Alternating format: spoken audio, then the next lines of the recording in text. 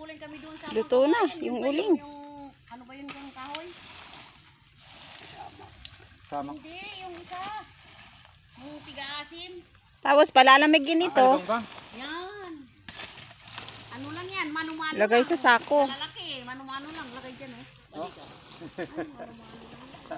Ang malakas pala sa ano. Di ba bundok doon sa Pangkawayan? Malo. Ha? Ito mahina ang paa mo doon. Ano? May baga pa siguro to. Oo, ilit ko. Yung litek. Buusok pa. Sa loob oh. No. Yung iba, yung ano. Oo. Ang lakas eh. Bigla siyang Apoy pa naka... siya. Oh.